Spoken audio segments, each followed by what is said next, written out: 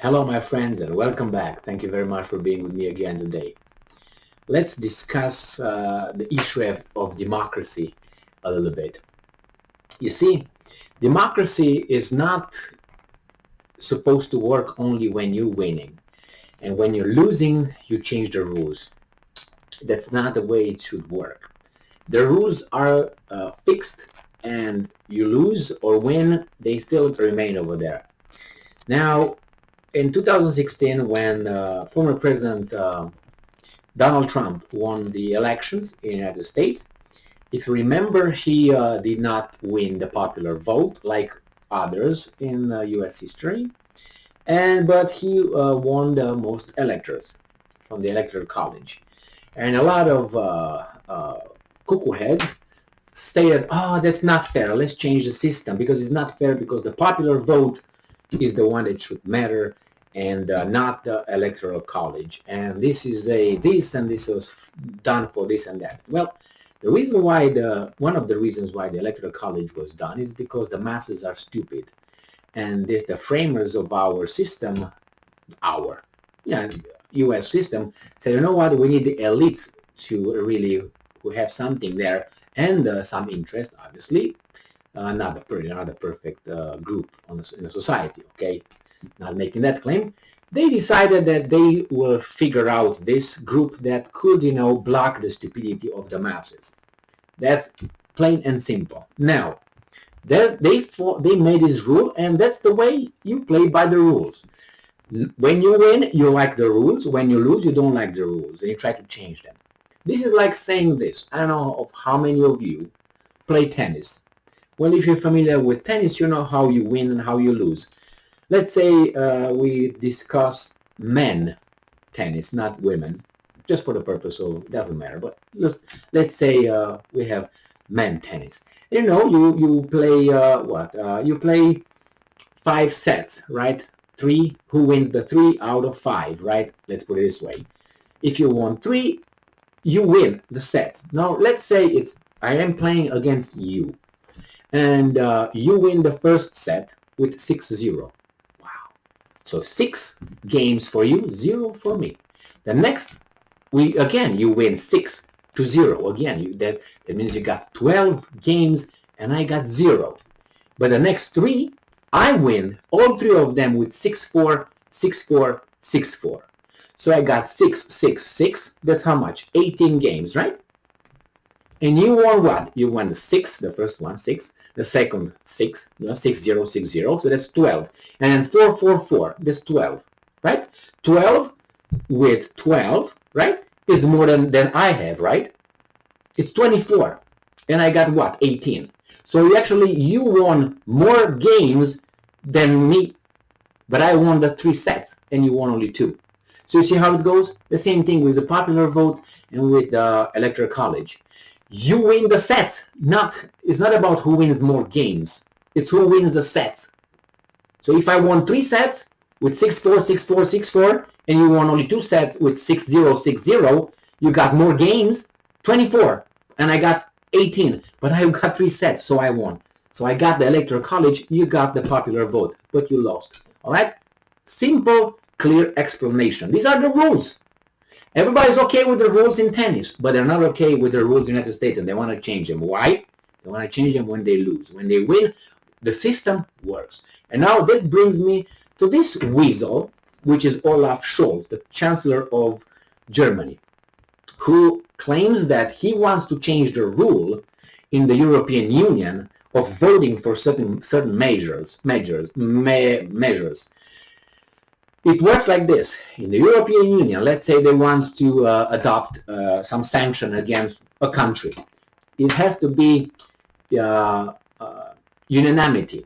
So all the countries have to agree with that. That means each and every country in the European Union have to say yes about those. If one country says no, out of, 24, whatever country are in the European Union, one says no, the whole idea drops and goes out.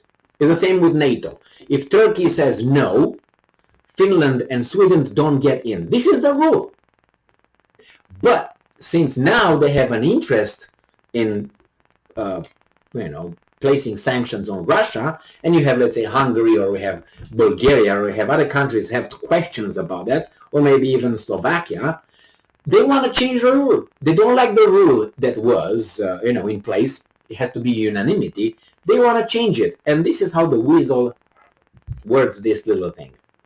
This comes from Reuters from July 17, 2022, and Schulz says, EU can no longer afford, why can't you afford national vetoes on foreign policy. It's like you say, no, the Electoral College, we can't afford having the Electoral College anymore. Why is that? Well, it's going to explain why.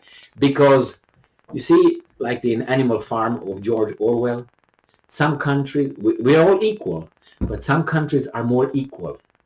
That means, do you think that Germany, France, would agree to have the same say and their word and vote have the same value as Romania's vote, or Lithuania's vote, or Estonia, or Latvia?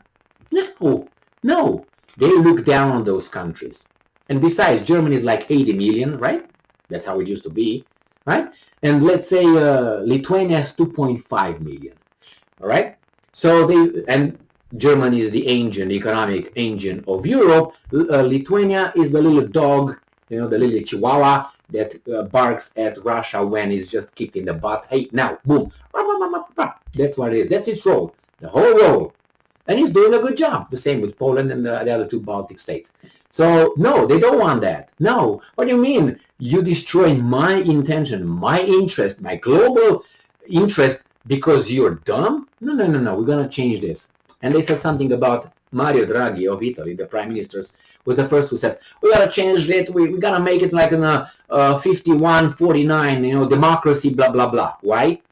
They want to diminish this power of each country, nation in the European Union. They want to force people. They try economically blackmail, you do this, we're going to receive some funds from our bankers with interest, or you don't receive the funds, and we let you're going to be a pariah of the European Union.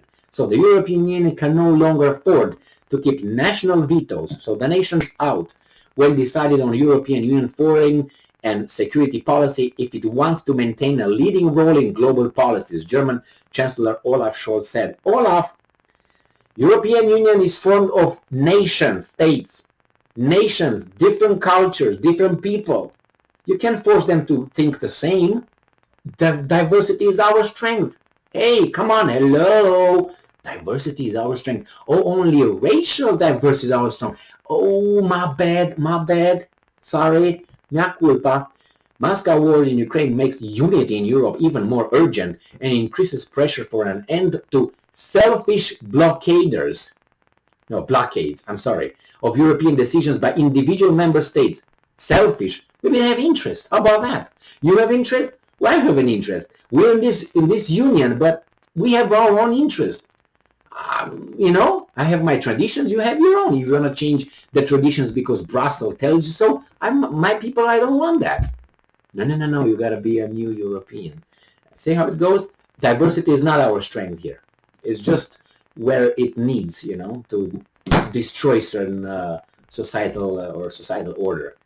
We simply can no longer afford national vetoes. Yeah, we can. For example, in foreign policy, if we want to continue to be heard in a world of competing great powers, well, then you have to come with the right idea. And it used to be that by, discussion, by debates, you convince people. Because you have to explain the other person why it's good for the other person to follow this policy. You just want to impose. It used to be you have to persuade. Where's the persuasion? If there's no persuasion, the other person, that means that's no good for the other nation. Why should the other nation fall in line because you say so? Because you want it to be democratic? You change the rules because it doesn't fit your interest anymore. That's why it is. And it's going to be easier to get a 51% and ignore the other small countries, right? Like the Visegrad states, right? The 4 Visegrad. They were opposed, you can always ignore them. Are only 4 out of how many? The invasion with Moscow caused a special military operation caused major shift in Germany's defense policy after decades of military restraint. Well, they had military restraint, but they're under occupation, so hot air, that means fart. They're farting through their mouth, these guys. No, you're not first, you are not a sovereign state. Let's start with that. Unless you don't have 70,000 troops of a foreign country on your territory, you're not a free state. You're not a sovereign state. You can say, well, we want it. I don't think you want them. They're over there since the Second World War. Continuously. Was there a time when they left and then they came back? The Soviets left Eastern Europe. The Americans never left. Never. Why? Because they're the army of the good. So yeah, this is how it works. When democracy works in my favor, we love democracy. When it works not in my favor, we don't love, we gotta change it so I can win. This is a childish child mentality. But if you have enough this and this, you can change things. Thank you very much for being with me again today. Stay strong, stay smart, look for the truth, and be just.